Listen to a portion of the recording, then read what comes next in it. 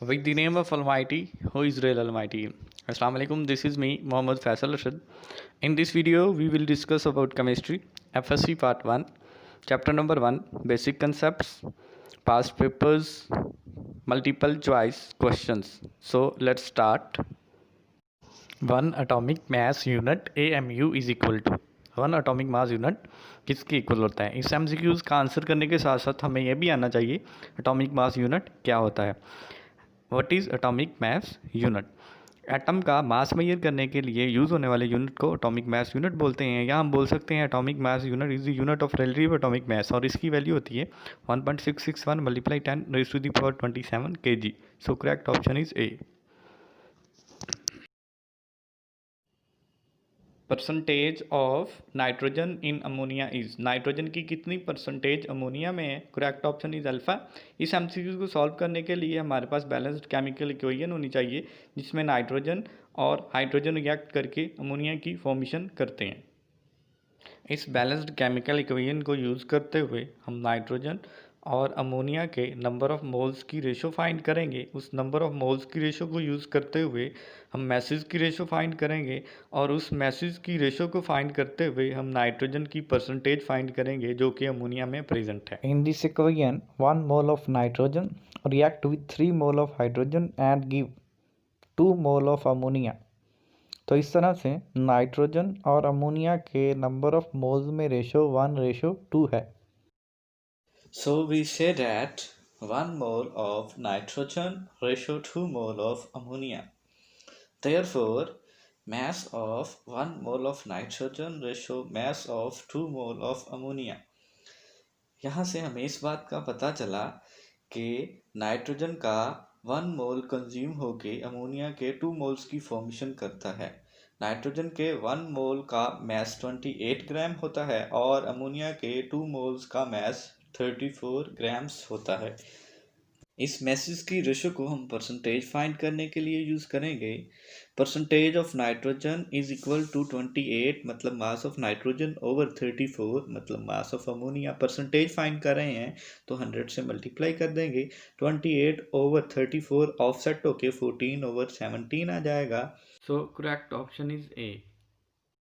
The mass of carbon dioxide containing 8 grams of oxygen O2 in grams is simply, इस MCQs में हमें ये बताना है कि जब 8 ग्राम ऑक्सीजन कार्बन के साथ रिएक्ट करेगा तो कितनी अमाउंट में कार्बन डाइऑक्साइड प्रोड्यूस होगा। कार्बन डाइऑक्साइड की अमाउंट ग्राम्स में हमें फाइंड आउट करनी है, तो इसके लिए हमारे पास कार्बन डाइऑक्साइड के नंबर ऑफ मोल्स होना चाहिए जो कि हम फाइंड आउट करेंगे गिवन मास ऑफ ऑक्सीजन जो कि 8 ग्राम है।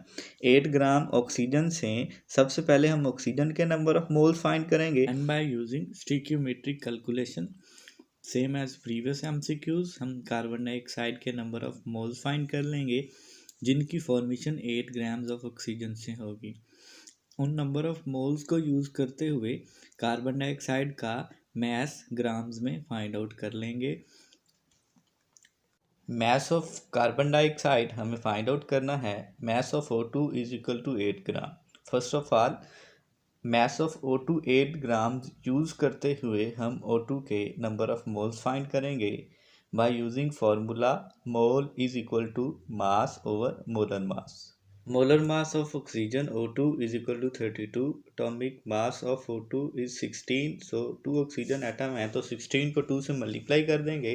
ऑक्सीजन का मोलर मास 32 ग्राम पर मोल आ जाएगा। बाय यूजिंग मोलर मास हम ऑक्सीजन के नंबर ऑफ मोल्स फाइंड करेंगे। Moles of oxygen is equal to mass of oxygen यानी 8 over molar mass of oxygen यानी 32 ऑफसेट होके 1/4 मोल्स आ जाएंगे। इस तरह से हमने 8 ग्राम्स ऑक्सीजन में नंबर ऑफ मोल्स फाइंड कर लिए। अब हमें यह फाइंड करना है कि 1/4 मोल ऑक्सीजन जब कंज्यूम होगा तो उससे कितने मोल कार्बन डाइऑक्साइड के प्रोड्यूस होंगे।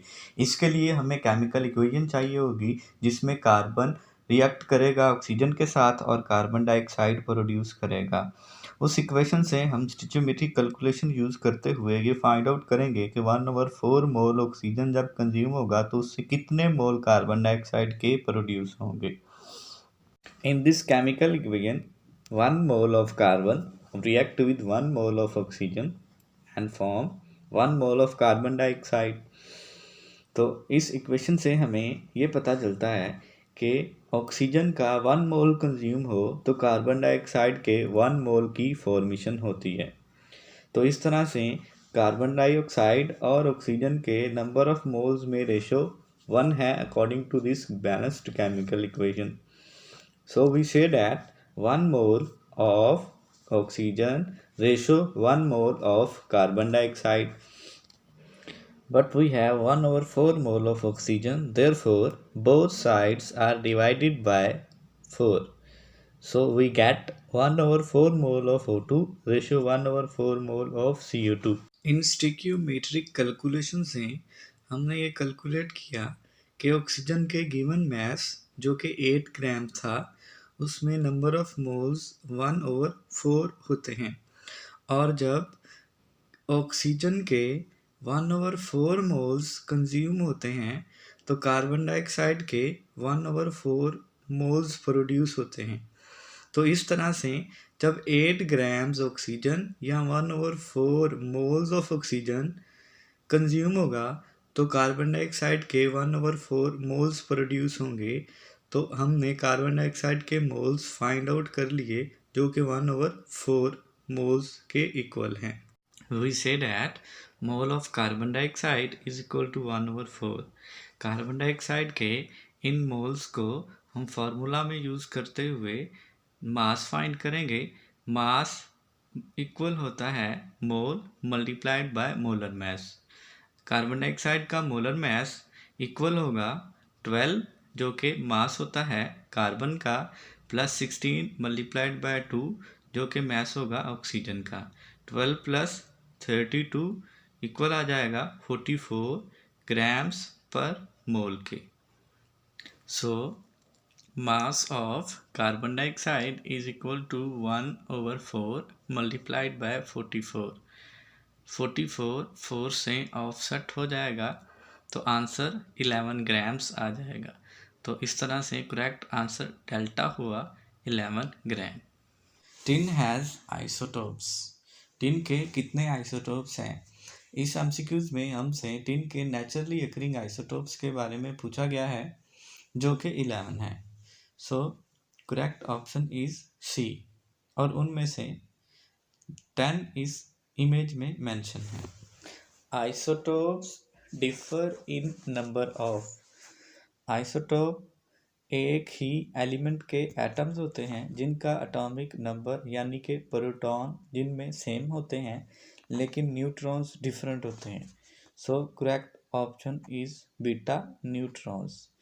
इमेज में आप देख सकते हैं हाइड्रोजन के 3 आइसोटोप्स दिखाए गए हैं जिनमें नंबर ऑफ प्रोटॉन सेम है लेकिन न्यूट्रॉन्स डिफरेंट हैं। The number of neutrons present in potassium 39 is। Potassium 39 में कितने नंबर ऑफ न्यूट्रॉन मौजूद हैं? Correct option is C. इस एमसीक्यू को सॉल्व करने के लिए हमें पोटाशियम का एटॉमिक नंबर और मास नंबर लिखना होगा। Mass number of potassium A is equal to 39 and atomic number P is equal to 19। By using formula A is equal to P plus N हम नंबर ऑफ न्यूट्रॉन फाइंड करेंगे। इस फॉर्मूले को rearrange करेंगे, n is equal to A minus P आ जाएगा। a और p की वैल्यूज पुट करेंगे, a is equal to 39 minus p is equal to 19, number of neutron n is equal to 20 आ जाएंगे। So the correct option is C. तो इस तरह से पोटाशियम में 20 न्यूट्रॉन्स होते हैं। The largest number of molecule are present in. सबसे ज़्यादा नंबर ऑफ मॉलिक्यूल किस में है? गिवन ऑप्शंस में हमें डिफरेंट कंपाउंड के मैसेज ग्राम में दिए गए हैं। हमने इन मैसेज को यूज़ करते हुए ये बताना है कि गिवन मैस में किस कंपाउंड के सबसे ज़्यादा नंबर ऑफ मॉलिक्यूल हैं। तो फर्स्ट ऑप्शन है 2.8 grams of carbon monoxide. Second option है 3.6 gram of H2O। Third option है 4.6 ग्राम ऑफ C2H5OH मतलब इथाइल अल्कोहल। फोर्थ ऑप्शन है 5.4 ग्राम ऑफ N2O5। अब इस गिवन मैथ्स को यूज़ करते हुए हम नंबर ऑफ मोल्स फाइंड करेंगे इन कंपाउंड्स के, और उन नंबर ऑफ मोल्स को यूज़ करते हुए नंबर ऑफ मॉलिक्यूल्स फाइंड करेंगे, और फिर हम देखेंगे कि गिवन मैथ्स में सबसे ज़्यादा किसके नंबर ऑफ मॉलिक्यूल प्रेजेंट हैं। Number of molecules is equal to mole multiplied by Avogadro's number, मतलब 6.02 multiply 10 raise to the power 23। Number of molecules calculate करने के लिए हमें मोल्स का पता होना चाहिए। तो सबसे पहले हम कार्बन मोनोऑक्साइड के गिवन मास से नंबर ऑफ मोल्स कैलकुलेट करते हैं। Mass of CO is equal to 2.8 gram, molar mass of CO is equal to 28। हमें मोल फाइंड करने हैं, तो मोल का फॉर्मूला होता है मास ओवर मोलर मास।